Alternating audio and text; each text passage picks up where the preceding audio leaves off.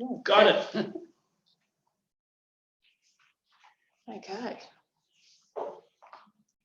Way to go. Okay, are we good? Okay. Welcome everyone to this meeting of the TAS branch of AEVA. For those who don't know me, I'm Charles. And I'm just chairing in lieu of Penny, who couldn't make it up here tonight, not in person. I'm guessing everyone's signed in at the sheet at the front desk. Oh yeah. And if you pass that round and give it to Zara, because then Zara needs to write the Zoom people on there as well. Somebody grab that.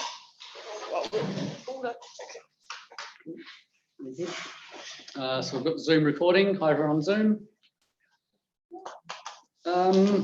Any apologies? Oh, Paul French was an apology. And confirmation of the minutes from the previous meeting, if anyone has read them. Anyone want to move? Ray's very confident there. Thanks, Ray. In a second. Christopher would be allowed to second. I can do it. Oh, actually, Penny's waving. She's Okay. Yep. Here we go. Cool. Any business arising from the minutes? Any feedback for anything? No, so I wrote the agenda based on the minutes. Any other? No one else? Okay. Do we have any correspondence?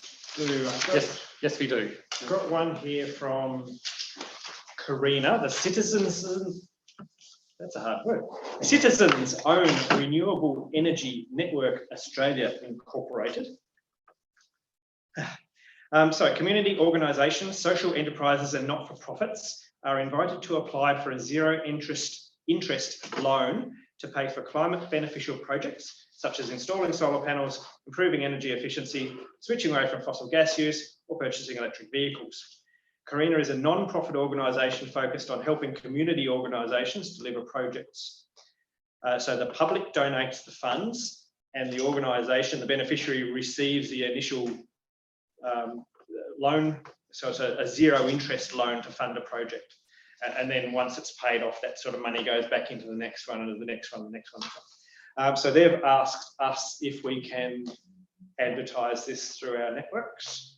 So if you know a community organisation who might want to buy an electric car, for instance, they also have an example of where they've gone through and done a cost-benefit analysis of an electric car for a particular organisation.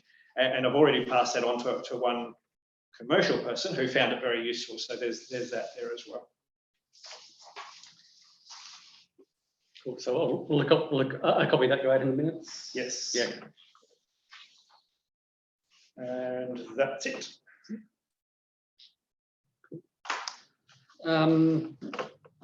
Okay, general business treasurer's report.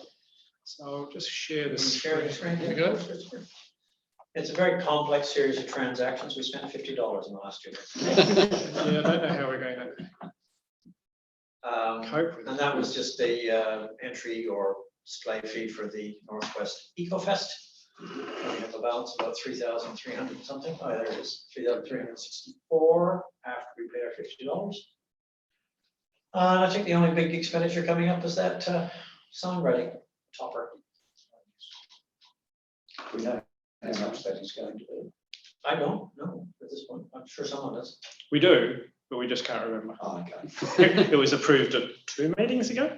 Yes. Oh, Yeah. okay. Yeah. For those who missed it, it's to do with our big marquee. We're going to get a big AEVA logo sign made at the top of that, so that when we're at events, people can find us easier. And Julie and Shane were, among others, were working on the design and layout of that. So And I'll report on it later. there we go. Good.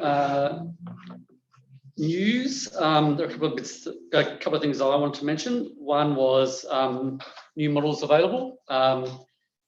BYD, who's a very large Chinese manufacturer, have announced plans to launch one of the vehicles in Australia. I don't have any imagery up ready for it actually, but I don't know if you can quickly load the web page. We have fast enough access here. Oh no, that's not. That's okay. I'm on my mobile phone. Oh, that's right. Yeah, BYD is launching one of their vehicles, the Atto 3, which is sort of a small CUV, SUV size vehicle, probably equivalent to an MG or a small Kona. In Australia, starting middle of this year, 2 variants, and the cheapest one is 44,000 for on-roads. And that has a claimed range of 320 kilometres. Did you say 34? 44. 44,000. 44,000. So yeah, claimed range of 320 kilometres for that price, or 420 kilometres for $3,000 more. And that's through an Australian company called EV Direct, who's acting as the distributor for the nation. There's a few interesting things about it. The servicing and delivery will be via My Car, which is Kmart Tyre and Auto. I think Kmart Newtown is the first location in Tasmania. I think there'll be more after that. One of these lands. Or you mean where the Atto is going to become? Yeah, that is just. I think there's about 8 nationwide initially, and there'll be more eventually. Last I heard, they're planning to bring in 1,500 a month. I don't know if they've got that many lined up already, but that's a pretty good target. That'll match the Model 3 in terms of sales numbers. So it's good to have more competition there. I think the price is going to be the main driver. But if you want to look on YouTube, there are some reviews and looks over the demo models that are in Sydney, and the fit and finish and the materials have been reviewed as pretty high quality. So it's one to look out for by the end of this year. I know of a few people who are reserved on there. Can I just add a bit to that? They've already brought 50 vans in, the T3 vans, Yes, which have got the 40 kilowatt battery. I have seen some of those. And I've purchased one, which is down in Hobart at the moment. I'll pick it up next week. Oh, okay. So they've got stuff here in the country Oh, already. that's good. Is that through My Car as well, or is that? Yeah, oh, yeah. Okay, cool. Yep, BYD. They're all sold. Excellent. Yeah, well. And so Glenn, who's the fellow at My Car in Hobart, is an auto electrician anyhow, so he seems like a good bloke to have on board. Oh, good. I'm sure as we get a few more of these vehicles in the state, we'll hear a bit more about what they're like as far as servicing and things goes. And he's going to have that up here. You located up. Yeah. Would you like to come to the Northwest Eco Fest with your new vehicle on the 9th of next month? I'm supposed to be finding vehicles. I've got a conflict of interest because I belong to Extinction Rebellion, the climate activist group, and we've got an action on the 9th. Oh, okay. So my priority lies there. Yes. Yes, and then this group secondly. So, Yeah. yes, but no. You know, I'm most excited about is the blade battery that's coming out with those things, Yes. lithium iron phosphate, which Yep. maybe won't be subject to the vagaries and costs of nickel and cobalt. That's right. Yeah. Combustion. Yes, Silk combustion. the sort of combustion, especially. That's right.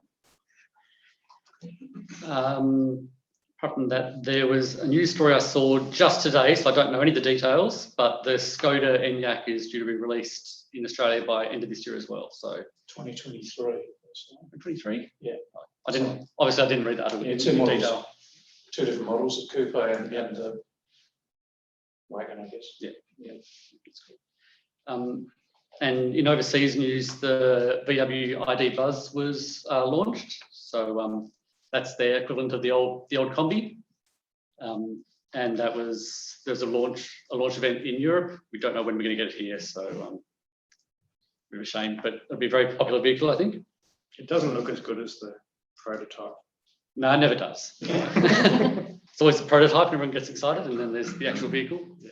But it is okay. It does look okay. They couldn't make it just like a Combi because of safety restrictions and things like that these days, but it looks still, it's okay. And that's all the news I got off the top of my head in the few minutes before this.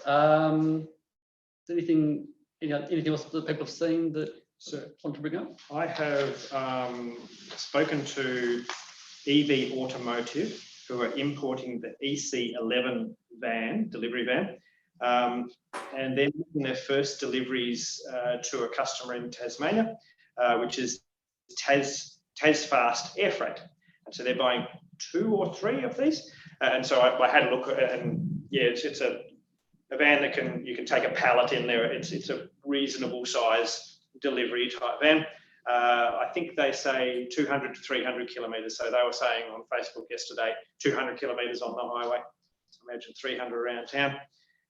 They are going to make an announcement on the 6th. So they're bringing it down. They're starting their trip on the 1st. They found out how expensive it is to send a vehicle via freight to Tasmania. And so they're driving it. And so they're driving them. So they're starting on the 1st, and they'll get it down to Hobart and figure things out. They've figured out a service centre and so on. And they're going to announce all this on the 6th, where they'll hand it over to Tasfast. Is it a Chinese van? Yes, I think so. And so there's a 12. You can get it as that van, that delivery van, which is what these people have. You can fit up to 12 seats in it. Right. And so they've decided that what they'll do is they won't, because everybody wants a different configuration, they'll configure them within Australia. Yeah. They've found a partner that they can do it. So what he was saying was, yeah, some people will want 11 seats and some cargo room. Some people will want 11 large seats because they've got elderly people, and some people will want yeah. So they're going to come in as vans and then fit them out. Yeah. Good idea. The delivered registered cost of the BYD T3 van is about 37,500. So it's far below anything. So one of the cheapest. Cheapest on the market. Yeah. It's not the fastest, top speed of 100. No, but if it's all put around, you know, that's the cities. That's right. Yeah. Charles? Yes. Yeah. Have you or anybody else for that matter looked at the ACE website where there's an Australian company making EVs? I had a quick look the other day. I think it was just... Yeah, they had the ute and the van and the small urban vehicle, is that right? Yeah, and it looks like a little funny sort of imitation of the Mini, the Mini Cooper. But the prices looked interesting. I haven't seen much news from them. They're saying they're going to launch this year. I haven't heard any confirmation as to a date or anything like that. I think they might have said that last year as well. I'm not quite sure. Yeah, we saw them in Brisbane in 2019. Oh, okay. 2018 it would have been. In 2018 EV Fest in Brisbane, they had a mock-up there. So they've been around for a while and still haven't made them. Yeah. Well, they're claiming later this year, if I recall, and you could pay $200, $300, $400 depending on the vehicle, I think, to reserve one. I think was, if I recall correctly. That sounds right. Yeah. Speaking of the slightly cheaper ones, it's probably also worth mentioning. The Queensland state government has just introduced a rebate for EV purchases, but it's capped at $58,000. So there's only about 6 models below that, but it might mean we get models in the country or manufacturers releasing vehicles that are at that price or below, just to cash in on that. So that might still benefit us, even though our primary benefit, the stamp duty rebate, is uncapped. It still might benefit us in that we might get those lower price vehicles as well. I can give you a bit of news about the experience of trying to get an Ionic 5 today. Well, my experience is you're too late. 3 minutes. 3 minutes. They 109. released another So 100. I got on at 1 second past 1. First hit of the button told me I didn't exist. Second was about 10 seconds later. Got through. Time you saw the colour choice, it changed from available to register your interest on almost all of them. This was on the 2-wheel drive version. The only one left was the gold one because that's $1,000 more.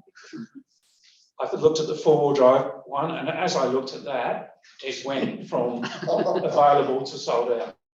So 109 driven 7 minutes, I'd say 3 to 4 minutes. It was just because I opened it up to people, 16,000 people registered interest. Feeding frenzy. It's a lonely feeding frenzy. Yeah.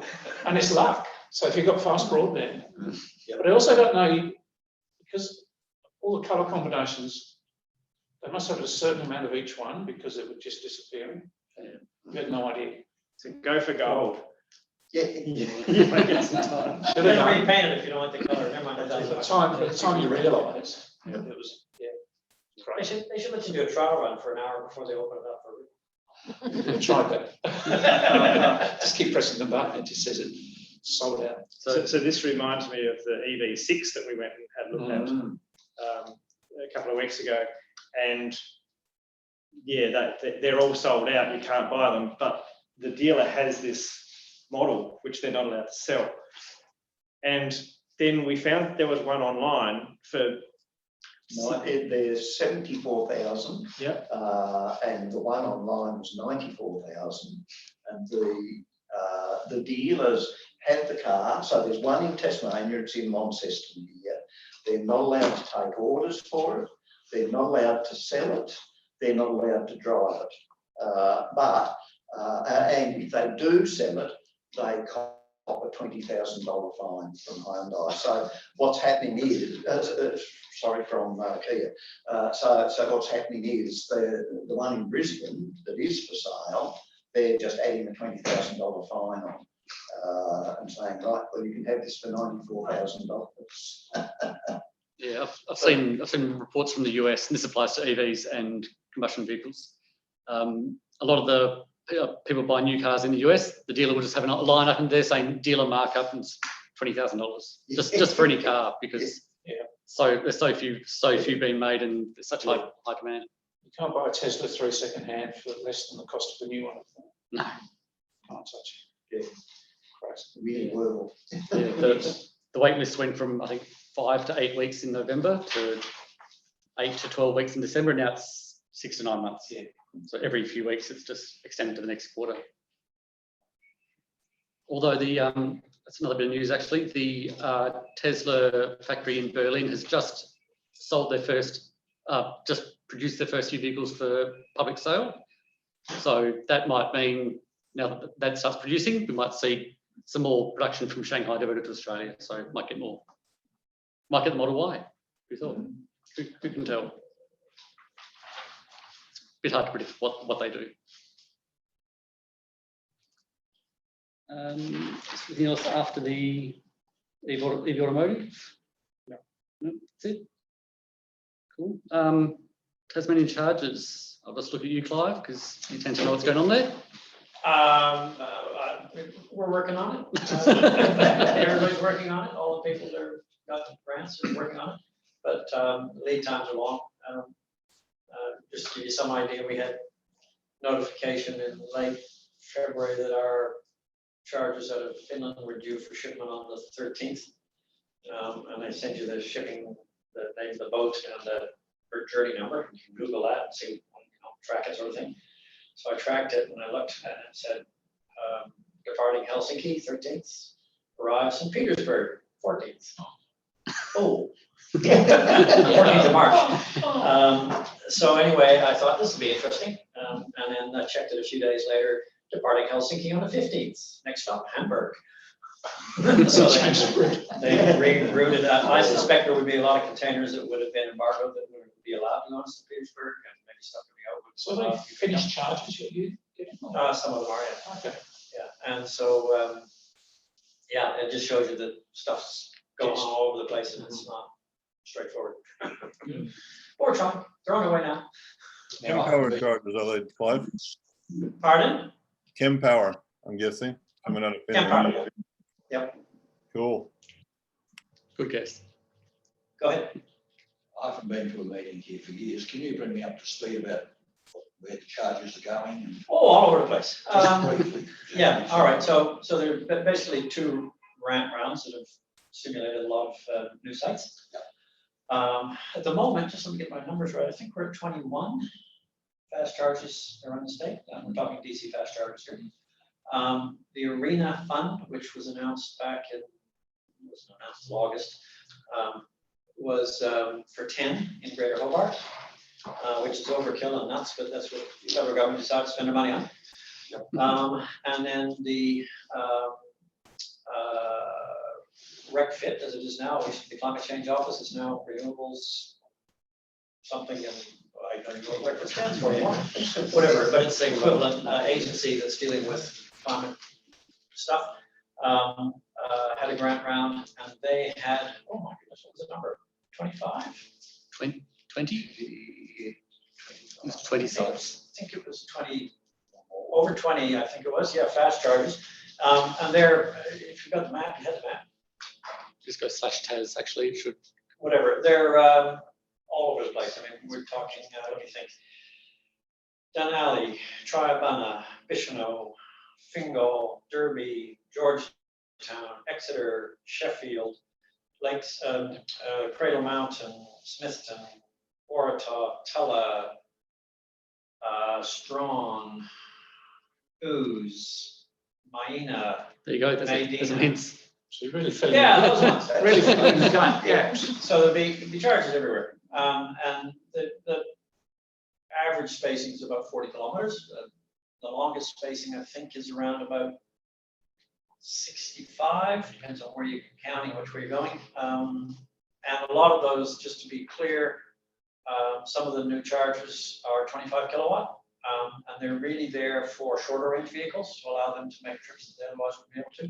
So Bruny Island and Cygnet, for example, it means that a short range leaf coming out of Hobart can make a trip down there, top up.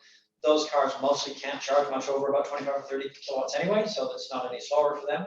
But it's also a convenience if someone's stuck on a longer range vehicle and finds themselves up, oops, I'm not gonna make it home. They can still top up. It's not as fast as the very fast chargers, but we can afford to put more of them out because they're much cheaper than the 50s and higher. So is this just electric highways? No. This is it So overall. this is everybody's. Electric highway are doing 20, so we're doing 5 in Greater Hobart and 15 around the state. And we are still really covering the regional areas. No one else is paying much attention to them, which is our mission, if you will. Is 50 going to be one of the fastest chargers? Yeah, that'll be a 50 at least. Yeah, some of them are going to be faster. So the Oaklands ones and the Hobart ones are going to be more than 50. So one final question, I've got the ChargeFox app. Yes. Does that allow me access to the whole network? No, it'll allow you access to all the ChargeFox ones, which is most of them. So when this lot's done, my recollection, the number is 51. Sounds You're about right. right. Yeah, you're right. 51, and if there's 51 chargers, 33 will be ChargeFox. Okay. So some of them are nothing. So Hobart City Council has its own parking fee arrangement. Kempton and New Norfolk are Bettis Petroleum, and they've got their own thingy. The EV networks, which is Westbury, Campbelltown, Brighton, and 5 in Greater Hobart, will be on their app. They're putting 5 integrated Hobart on. Yeah, so the feds announced we're going to put so many in all the capital city areas, the greater metropolitan areas of Melbourne, Sydney, Brisbane, etc. Hobart was designated for 5, and the others were designated for various numbers. But and in most of the other capital cities, they said there will be more than one successful applicant. So they're going to do it in batches, but they weren't going to give everything to one bidder. In Greater Hobart, when the round came out, they said, "Oh, we've had such a wonderful bunch of applications, and they're all so good. We've got to fund more than that." And so they added an extra successful recipient in each capital city area. Now, in places that are getting 2 or even 3 already, it's more, but it's not crazy more. In Hobart, it doubled it. And so all of our calculations about how much business we thought we'd get, how much revenue we thought we'd get, cut in half. Wow.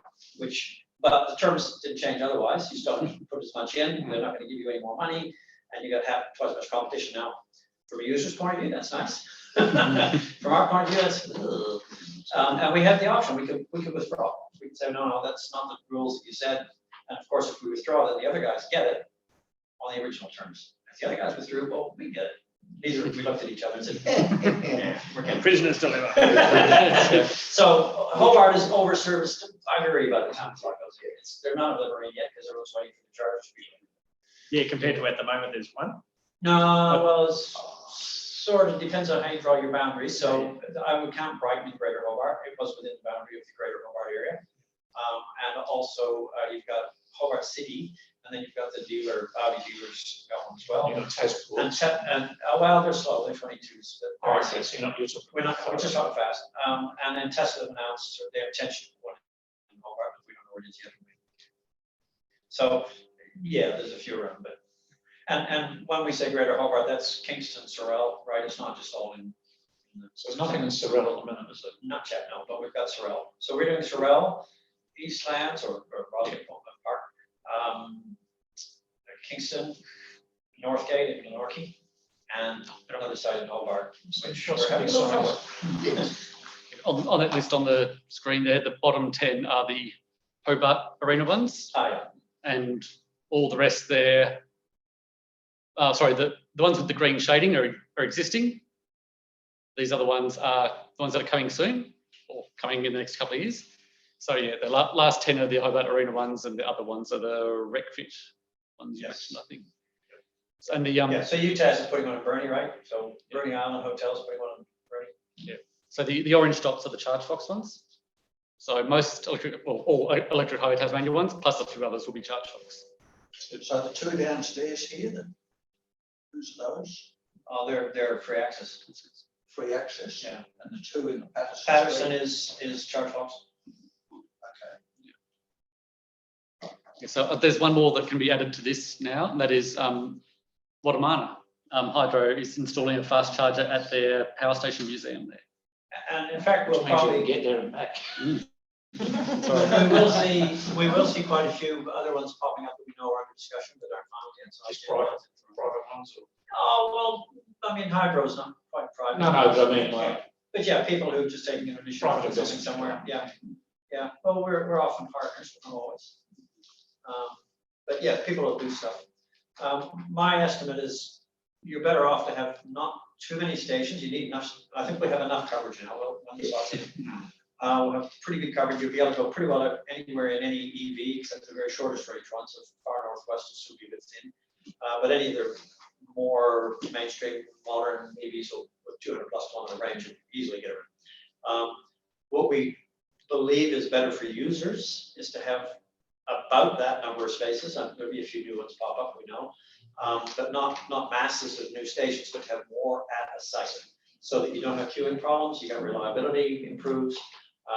There's a whole lot of reasons why that's better for the users, and it's better for the grid, and it's better for the operators. You can provide it more cost effective. yeah, well, you've done the home. Yeah, and so we're looking at about 60 viable sites around the state. If we get 60 viable sites that bulk up and have multiple chargers, that will be a really good network.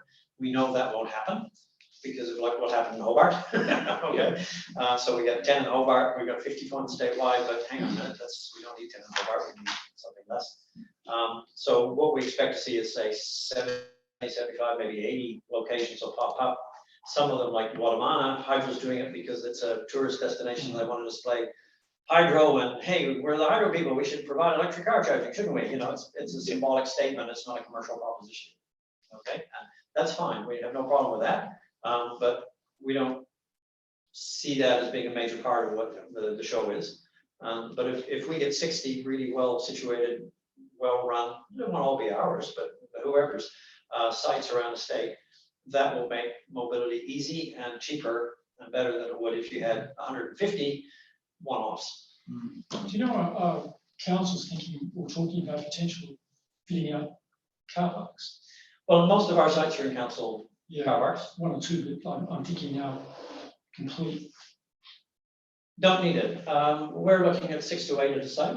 We're looking at fast charging. Now, if people want to put slow charging in, whole different set of economics, whole different set of use profile and everything else. And there will be slow chargers installed. I think, I'm not sure that councils are either likely to do it or the right people to do it. There's a whole background of maintenance and other stuff behind it, which they're just not tuned into. And I don't expect them to, it's not their job. But what I do think you'll find is that places like cafes and restaurants, so you might see McDonald's putting in 22 kilowatt AC chargers, or more likely 7, in 2 or 3 spots in their things. Or you might find, lots of places, wineries are doing it already, they've done it for a while.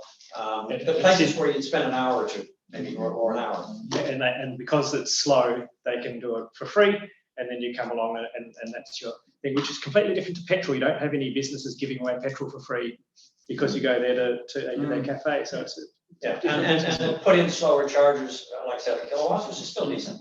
But they can afford to give you $2 worth of electricity if you're there for an hour, okay? Because they make more off the hamburgers and the coke, the electricity costs. And because it's an attraction to customers and it's right under their nose and they've got staff there every day, they take care of them. Whereas council, it's different context. You just got to look at the ones that were put in from that round a few years ago, 7 kilowatt ones. So half the councils don't even know what they've put in. Ulverston Council's turned theirs off because they don't want the public using it. And Huon Valley Council put one in Huonville primarily for their fleet car, but they put it in a public location so the public could use it, and now they can never get their car charged because it's always occupied by the public. So they're saying, well, it's not available for the public. We got to charge our cars. I couldn't even find it. Yeah, and then similarly, Chieftain had a fast charger that was put in by council. They managed to raise the money for the capital to put it in. They got a grant, but they made the difference. And then they said, oh, maintenance. Oh, electricity. Oh, that much? I mean, they had somebody run over one of their charge connectors, $2,000 to replace. Oh, we don't have budget for that. So they didn't order it. Was that a 50 kilowatt? Yeah. Is it not running then? It's had an interesting history, but they finally asked for expressions of interest for someone to operate it for them. Yeah. Could somebody please take this off our hands? So they're just not set up to manage these things in a number of ways. Which is, and having said that, there's Moreland Council in Melbourne is putting them all over the place. And 50 kilowatt DC for free. And it's like, you thought about this, guys? No one's going to put any commercial charges in your local government area for a long time because you just made it impossible. So there's a big hole in the middle of Melbourne where no one's going to put in a commercial fast charger because it's just not viable. Until those other ones break down. So the other ones break down and have such an poor history of reliability that people say, I don't care if it's free, I'm not going there. Then people won't buy cars because the charger are always broken. Yeah. Which is what's happening in the UK, isn't it? Well, there's a lot of things happening in some places, but yeah. So it's an interesting story that unfolds. We'll keep you informed. Tasmania is going to be really well served, really. Relative, yeah. Look, there's a lot of stuff happening in the mainland. The state government programs for charger rollouts in New South Wales and other places are just crazy, ambitious. And look, I think another story. Don't let me rant too long. Okay. If you want more information about the other states, my presentation from the January meeting should be on YouTube on our channel, so you can go back and watch it. There's a few slides there. Tells you all about what the other states are doing. Oh, good. Yeah. That's right. So any more on charges? I think we're good. Cool. Okay.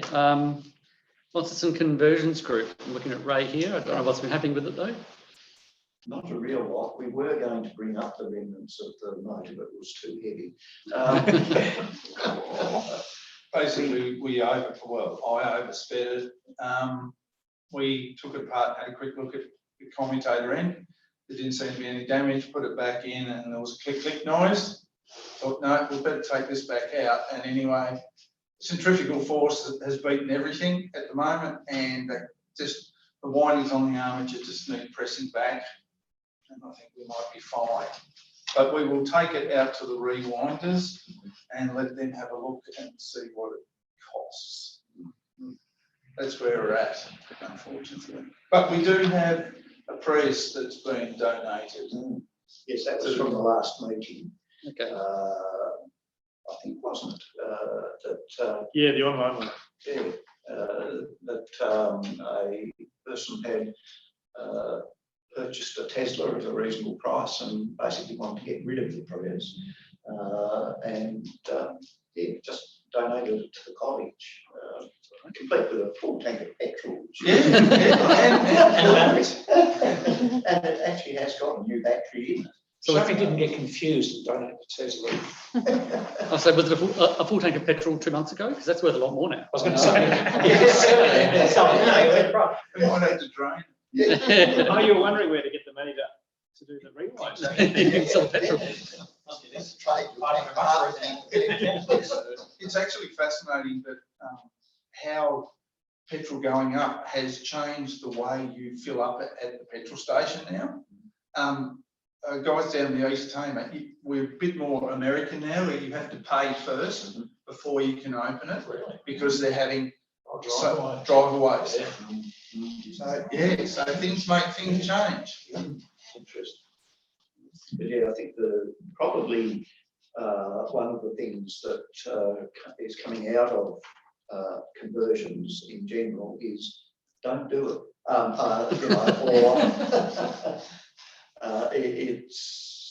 are a lot of reliability issues and a lot of learning issues. It's interesting to learn the stuff, but yeah, it's much easier to buy a car that somebody's already. It's interesting how there are specialist companies now that's all they, was it the Good Car Cafe in Melbourne, and there's two lots in Melbourne that's all they do.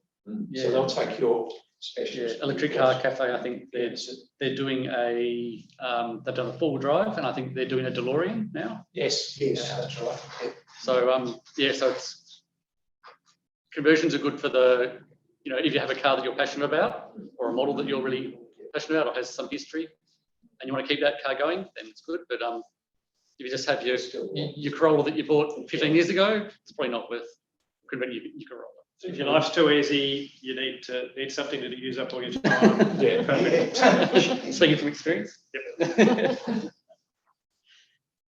Cool.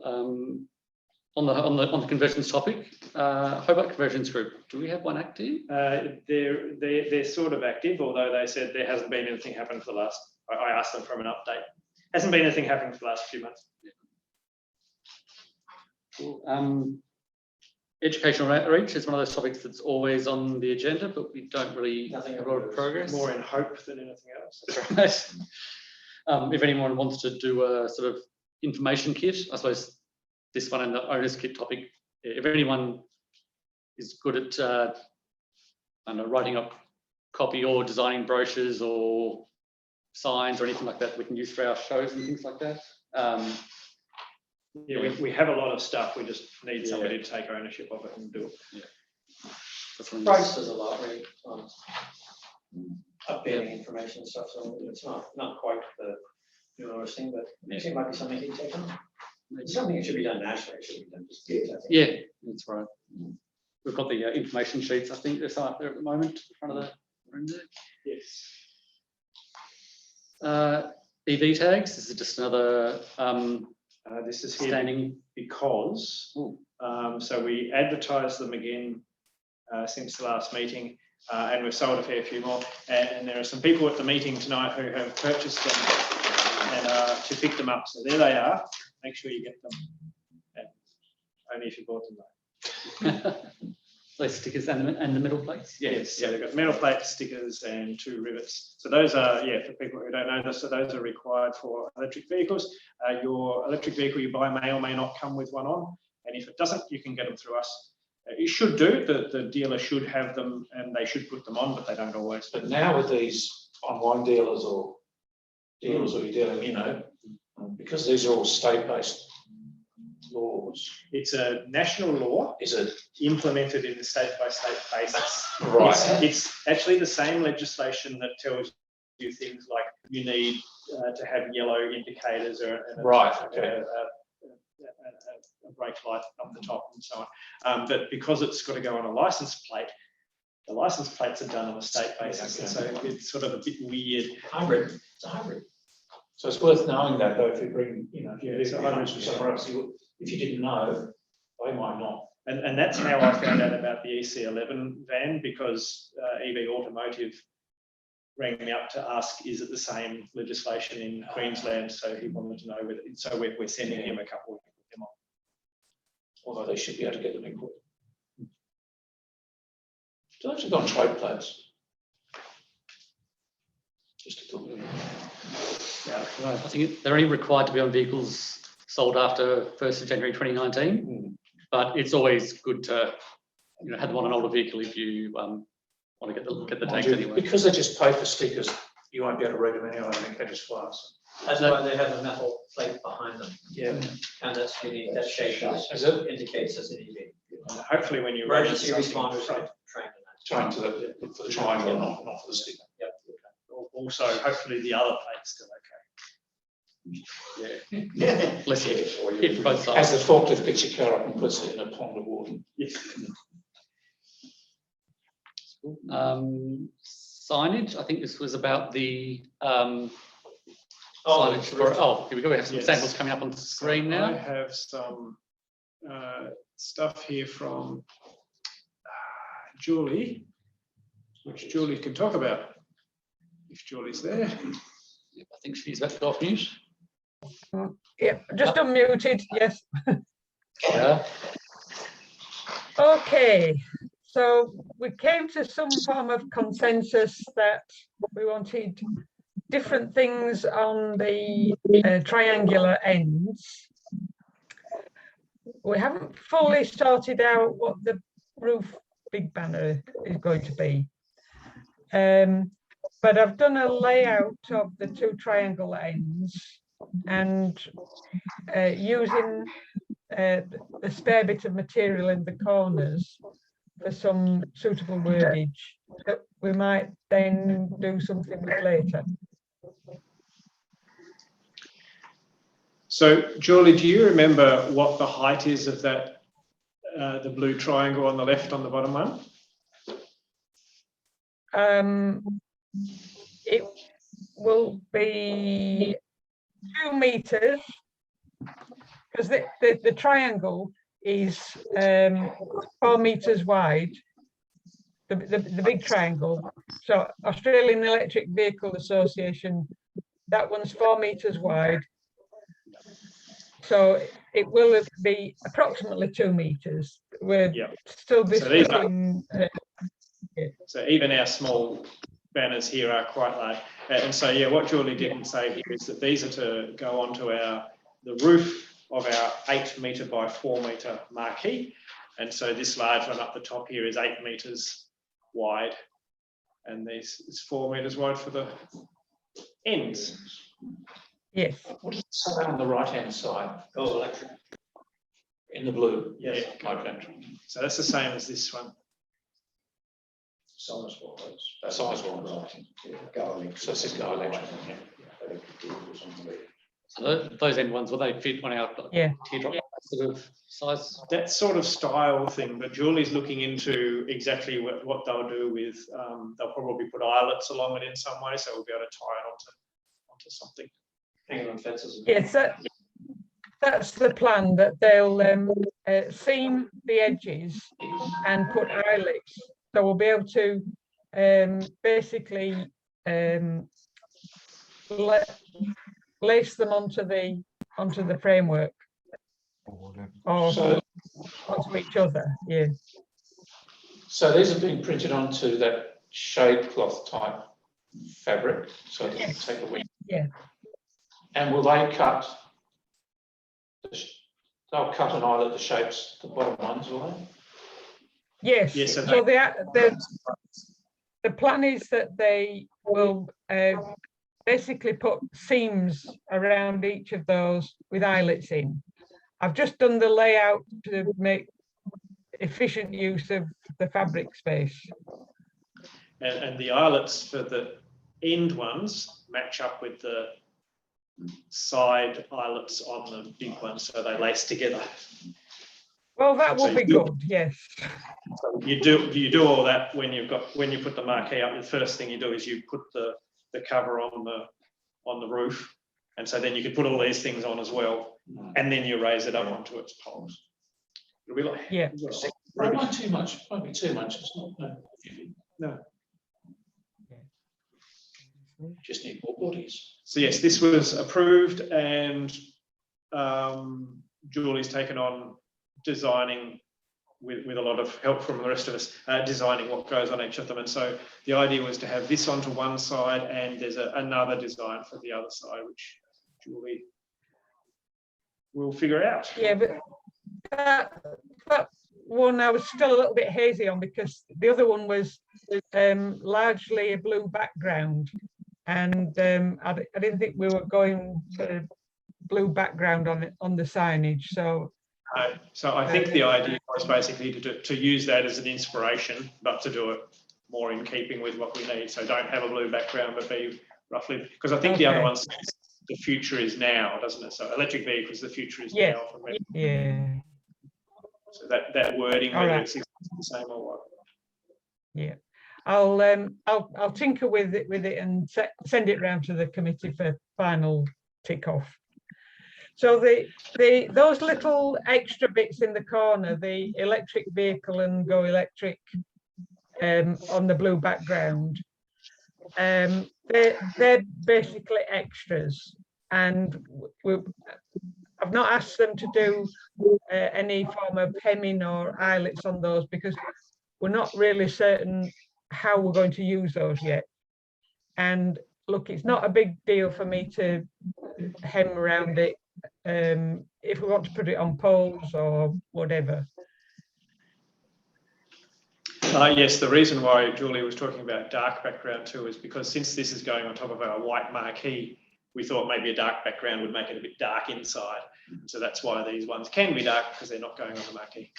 The other issue you've got, because shade cloth is 50%, 80% translucent, sorry, 50% or less translucent, the blue wouldn't be a vivid blue, it would be blue with white. It'll be interesting to see what it's like, because you look at the ones that are around building sites, Yeah. some of them are quite dark and Yeah. quite good. We'll see. Mm. Good, very good. Great effort, Julie. Thank you very much for that.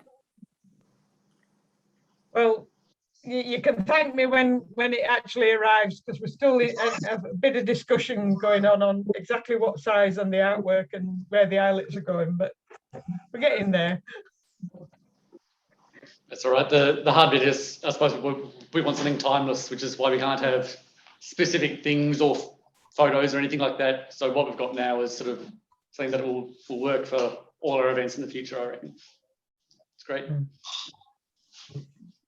Yeah. Next thing on the agenda is National AEVA. Now, there haven't been any more meetings since our last state meeting. I believe it's just a lot of work on getting the new constitution ready for 1st of July. So a lot of admin background things, nothing particularly exciting. I don't know if you've had anything else. Clive, you aren't involved really much now, you know. Are they changing from incorporation to BTY Limited? Is that changing from Incorporation to company limited by guarantee. yeah, same as the Motorhome Club. Okay. Yes. I don't know if, I don't think there's anything else nationally of interest apart from the conference in August. We'll talk about that later. Nothing else you've heard of? I'm not involved either.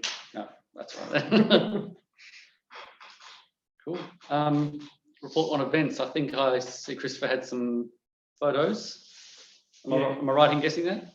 I've got some photos from so Motorama was on 2 days. So March 12th was the Simmons Plains. I don't have any photos of that because apparently the cars were going too fast to take the photos. A couple here were at it. What would you like to say?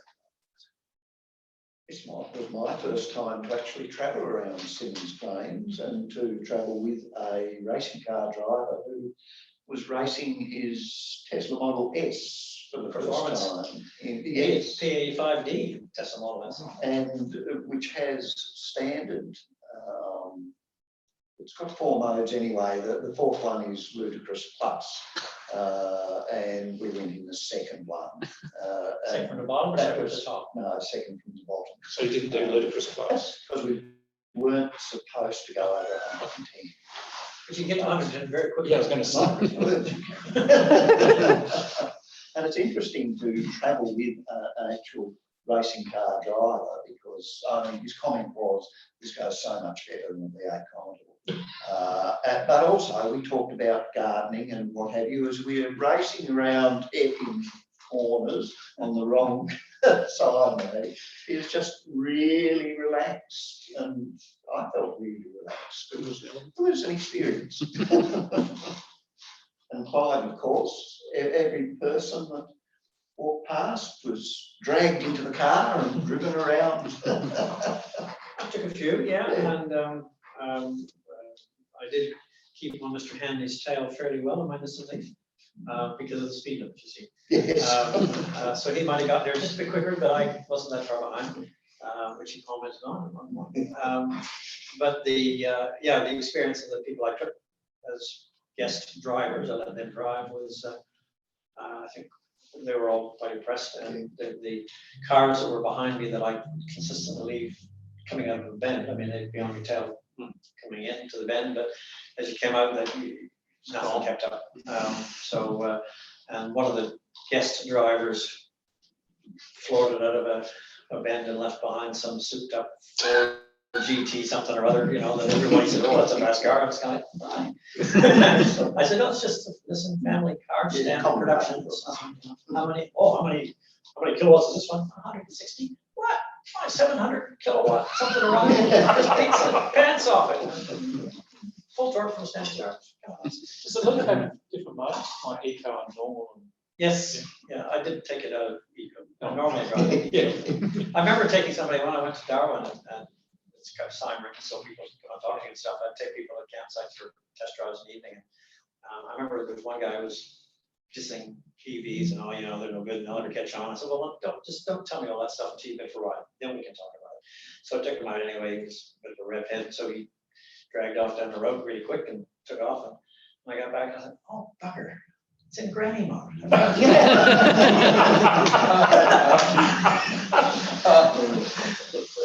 Anyway, so it was fun.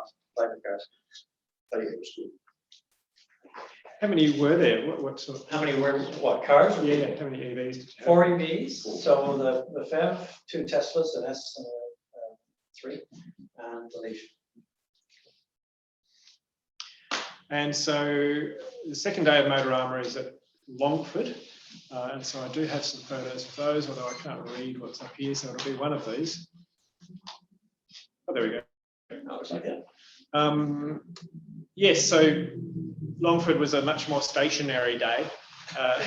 They did have parades, but we didn't have any EVs in any of the parades. So you can see they're nice and leafy. Lots of people interested, lots of people talking about the price of petrol. And we even managed to get a couple of EV tags put onto the cars.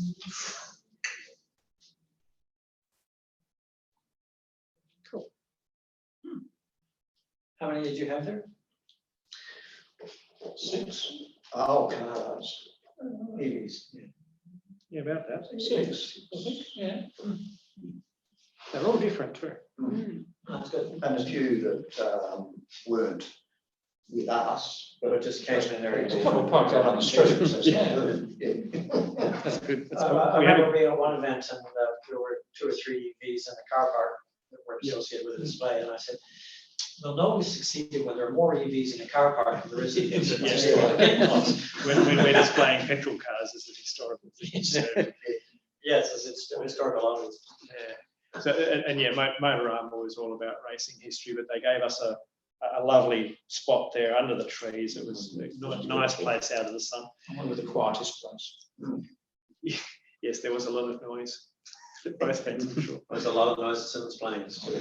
Yes.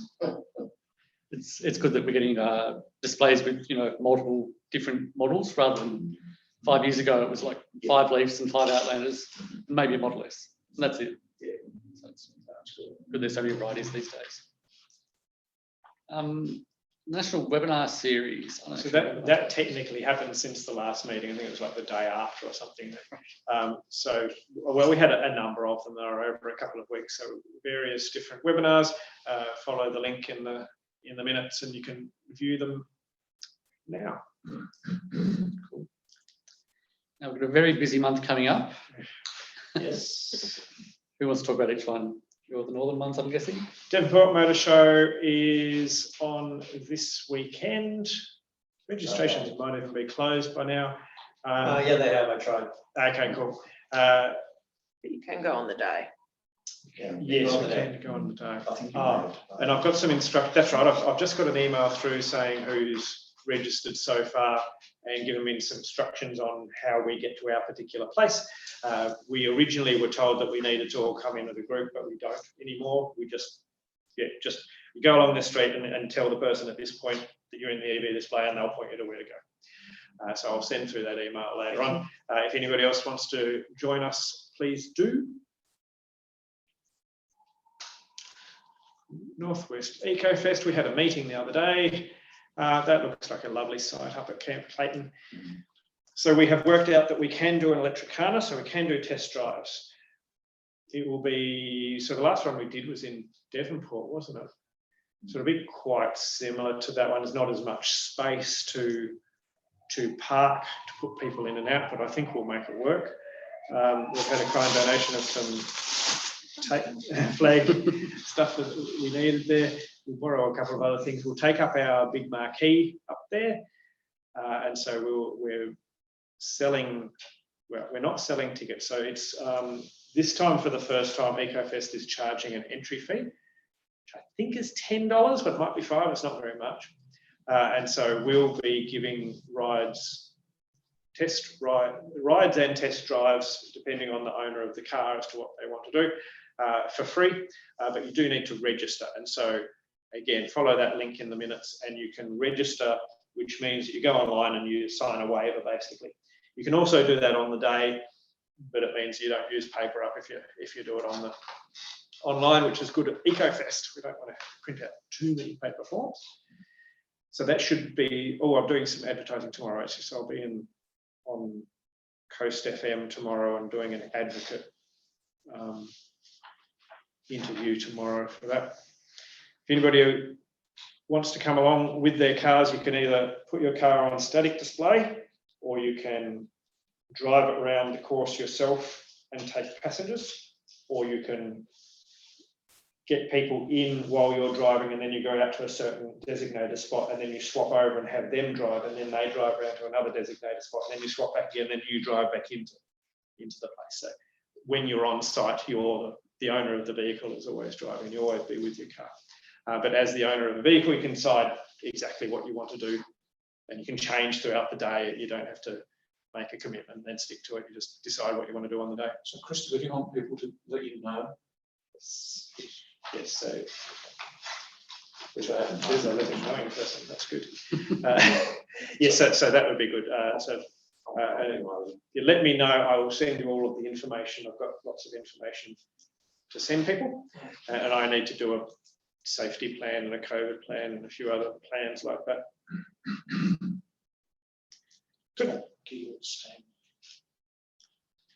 Top Gear at Stanley. That is another car show. So is that Easter Saturday, isn't it? Yes, Yes. Is it? yes. Yes, it is. I know that because the next one on the next day is Easter Sunday. Funny about that. Yes, Top Gear at Stanley is a pretty standard car show. It's not a very long one. I think it ends at 3 o'clock in the afternoon.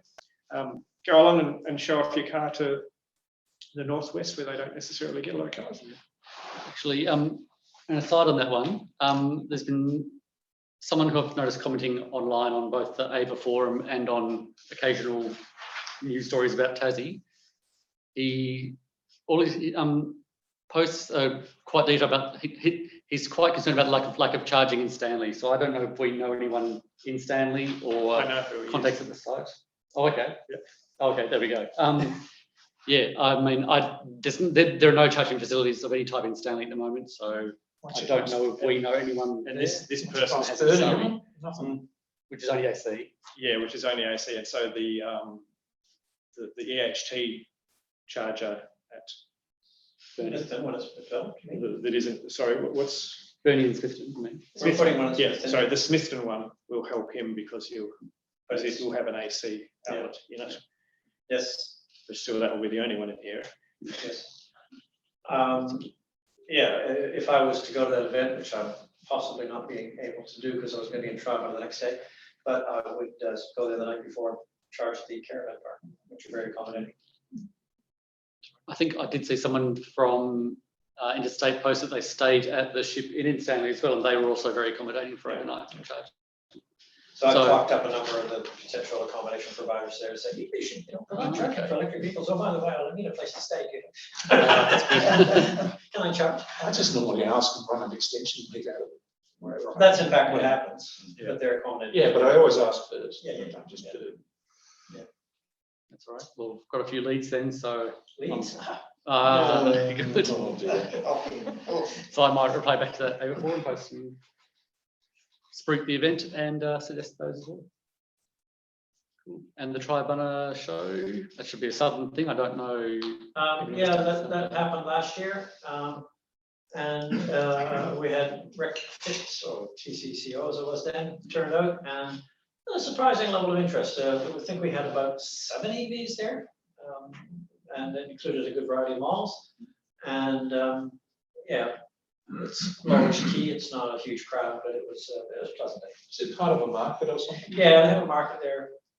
I'm not sure if it's weekly or monthly or something. And they try and have an event with it once a month at least to go with it and add interest and stuff. The organizers are not, they're a bit easygoing. It's laid back, isn't it? Laid back, yeah. Just turn up. That's all right. Should try and get it renamed to the electric, not electric hybrid for the next year, but that's May, June, July, I think. not that I know of. Sorry. They probably will. Oh, just a bit of a gap before August, but I don't know of anything. Yeah, I'm sure some of them know. AEVA is postponed. Yes. I don't have anything else in the next few months, but often we only hear about these things a month or so in advance. So that's okay. Yeah, we've already booked our accommodation for Tri-Bunner, and then we realise, oh, Stanley's on. Top to bottom. Just attend both, and then you can point out how you can travel the state quickly in EV. Yeah, well, that's it. Yeah. Right. So you say Stanley wraps up at 3 o'clock. That's good. Gives you time to get done. Get to try.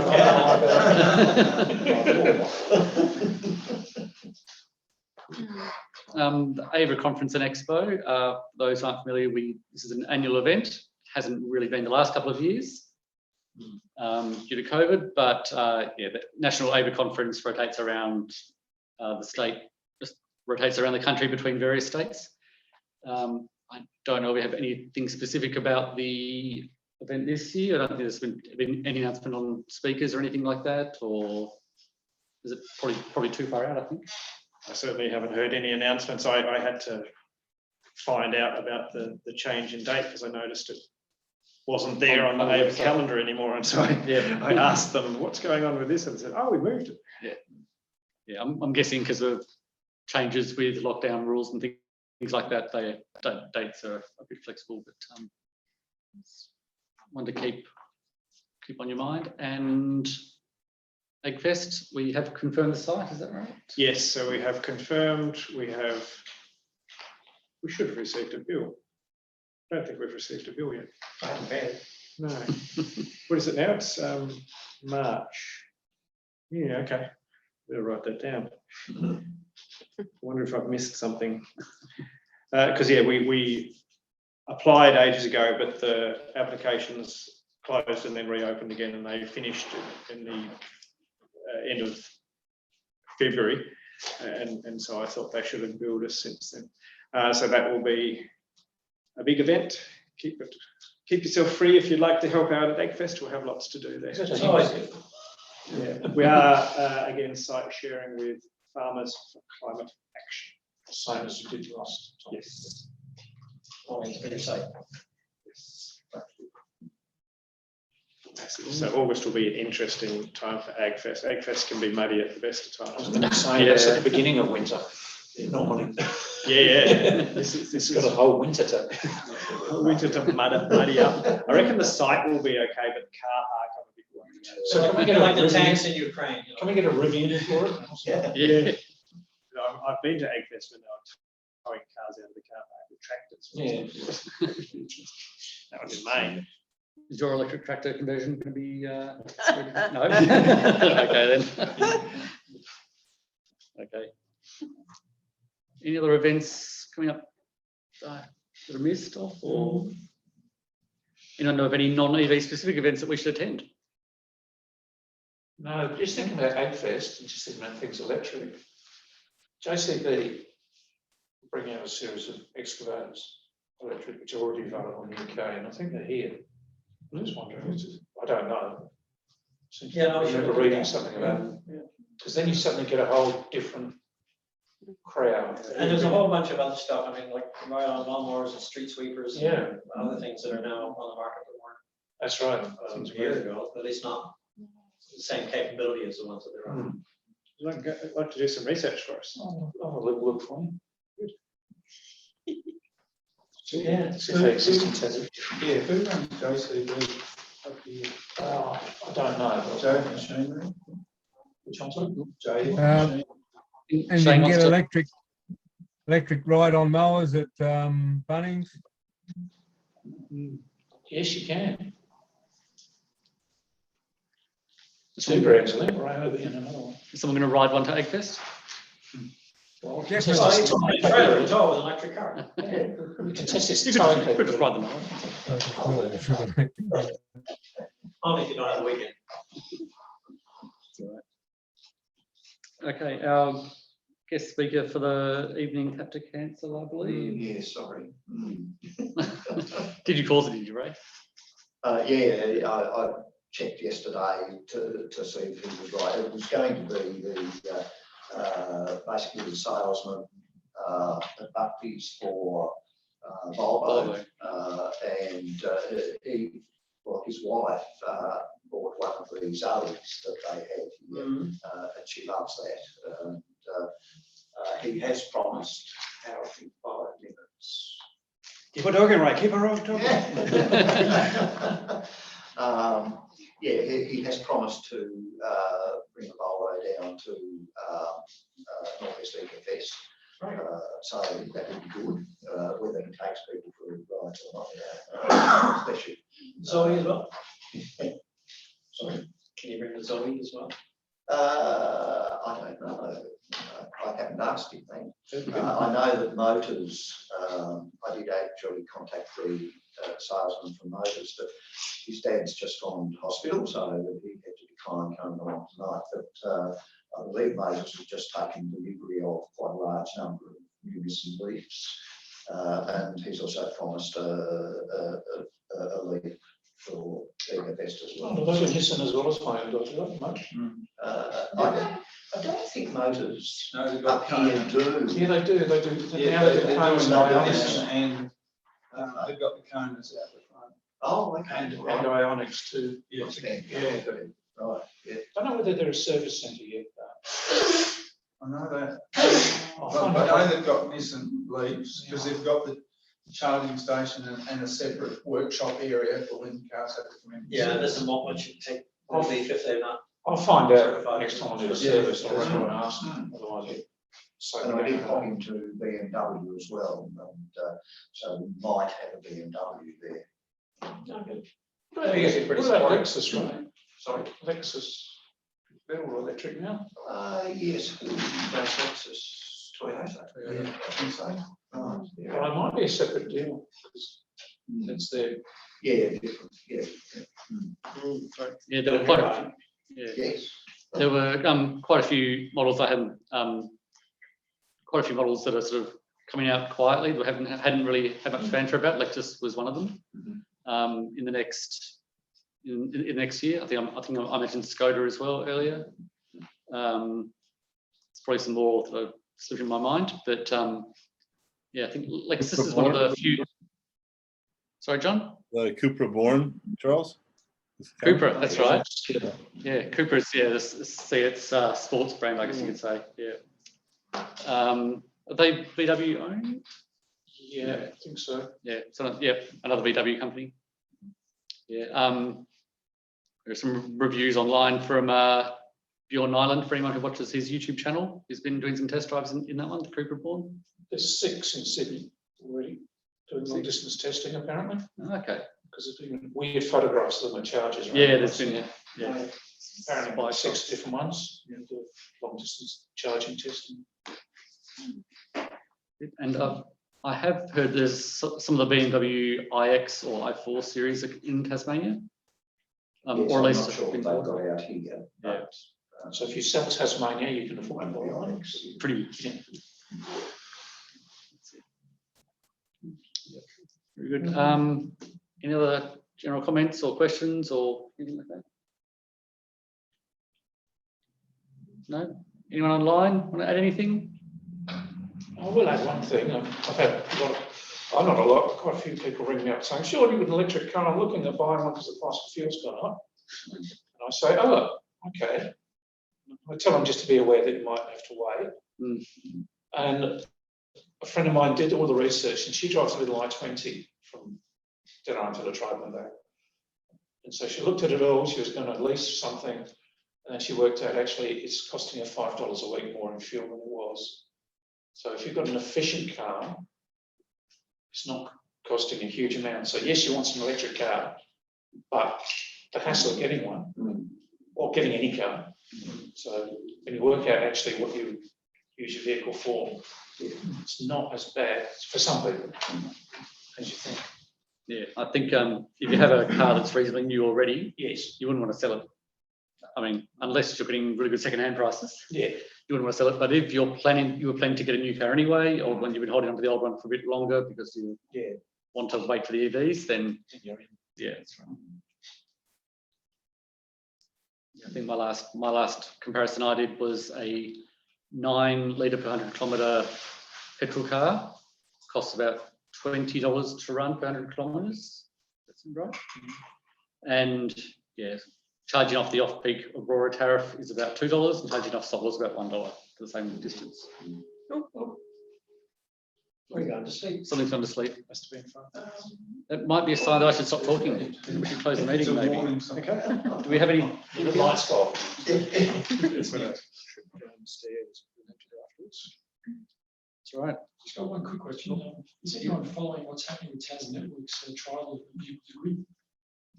Not aware of a vehicle to grid trial. There was a project called AEVA Grid.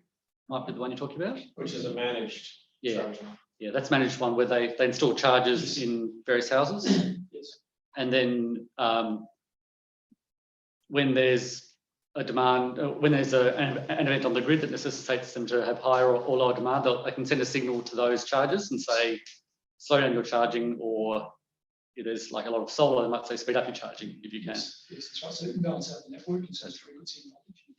Yeah, the recipients of that received an email last couple of weeks saying they're going to start the 12-month trial in April. Interesting to see how that goes. Yeah. There is a vehicle to grid trial being done in Queensland or New South Wales. I was going to say Well, by Canberra. ANU, maybe. It's been done by ANU. Yes. And they're working through some hardware testing and stuff, and finding all sorts of interesting quirks. So part of it's the way with vehicle to grid, you're basically through an inverter. We have rules in Australia about inverters from solar and the way they have to behave with the grid for safety and all sorts of things. And the overseas vehicle to grid equipment hasn't generally been designed with Australian standards in mind, which is not a complaint. Australian standards are very good because we have far more solar and far more these things installed, certainly percentage of the population. And so they're trying to get the foreign stuff to behave itself. But there's all kinds of compatibility issues that have been arising. And the report I had from Laura Jones, who's working on it, is that within a few months they should have a working system that they believe works, but it's still not going to be the great system. It'll be compliant, it'll work, but it's just like entry level, we're getting started, we haven't got it nailed yet. So that's the sort of stage. This is after about 2.5 years. Not that project's going to go on 2.5 years. When people have announced, oh, we're bringing in vehicle to grid, or bi-directional charging, etc. Everyone's been saying it's 6 months away for the last 2.5 years. It's still 6 months away. One of the charging companies was it EV Revolution, maybe. One of them announced that they had them for sale. A compliant inverter, yes. Yes, at some extortionate price. Oh, the initial ones they were looking at $10,000. Yeah. But that's because they're custom and special and short run, and that they'll come down pretty quickly when we get got it sorted. Yeah, but so there's still compatibility and regulatory compliance issues that are not fully resolved. I don't know how long it takes. And I think again, disruptions by COVID and now the Ukraine business and everything else, it just throws spanners in the works and slows it down.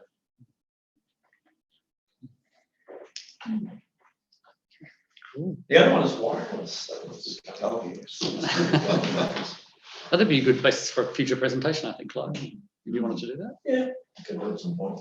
So you have wireless charging for your phone in the car, and then wireless charging for your car in the car. And then wireless charging from your solar to your Yeah. The whole lot. And then have the space station with a 10 square kilometer array up there, which is wireless everywhere.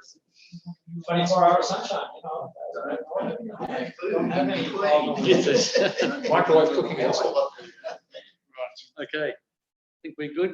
No one else online wants to mention anything? All good? Cool. Well, I have to thank Penny because after every meeting, she organises the biscuits and so on, and I have to say I didn't do that this time, so sorry for not following in your footsteps well enough, Penny, but that's right. Hopefully, we'll see you all at the next meeting. You all in cyberspace. In Hobart on the 25th of May. And it should, thank you, Charles, very much for doing that. And it should be at the showgrounds. But I might just add that showgrounds are doing a big redevelopment thing, and they're kind of kicking everybody out, I think. Yeah, I'm sure they'll be After there. the July, so we'll have our May and July meetings there, and then we need somewhere else to go. So if anybody's got any bright ideas about where we can meet, because that was just so terrific, the showgrounds, so convenient for southern meetings. So anybody with any ideas, please let one of us know. As long as you do college. University of Tasmania got a whole heap of empty buildings in Sandy Bay. Just a thought. So we can probably go downstairs and look at the motor boy, can't we? Yes, I think that would be good. Yes, if we- We probably can't take our online people. Oh, doesn't have on wheels, we'll just take a GoPro. Yeah. I have got my laptop, but no. Bad luck, people. Thank you. Nice to see everybody anyway. Bye. Bye. Everyone. Closed at 8:15. 8:15. I already wrote it down. Oh, good. You wrote it down before it started. That's right. I'm going to turn off this hotspot. Got two devices. Why are there two devices? Oh, sorry. Oh, sorry. Oh, It's your hotspot. I was hotspotting when your phone is connected to me. oh. So we should probably click on it. Click on end, yeah.